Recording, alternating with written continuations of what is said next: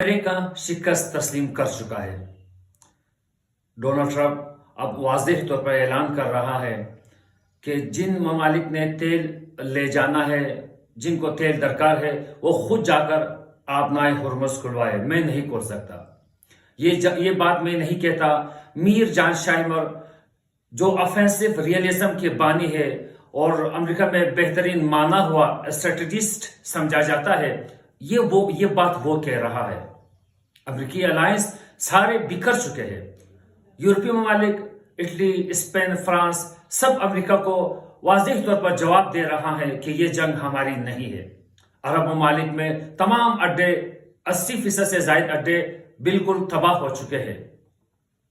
بن سلمان سعودی ولی عہد توہین آمیز ریمارکس کے بعد انہوں نے یوکرائن اور یورپ سے دفاعی معاہدہ کر لیا ہے بغیر امریکہ کو بتائے۔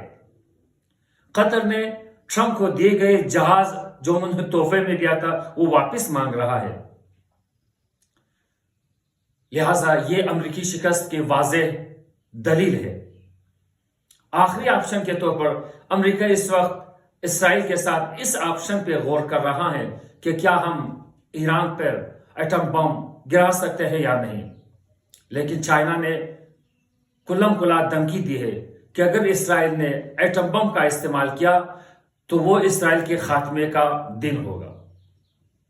اور یقیناً جب امریکہ نے جاپان پہ ایٹم بم گرائے تھے تو انہیں یقین تھا کہ جاپان ریٹیلیٹ نہیں کر سکتا ہے، وہ جواب نہیں دے سکتا ہے۔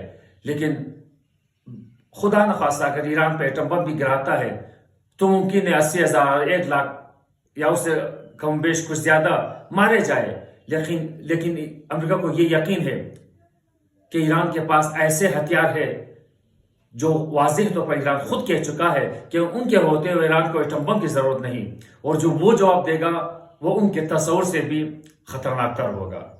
لہٰذا یہ آپشن بھی امریکہ کے لیے زیادہ آسان نہیں ہوگا۔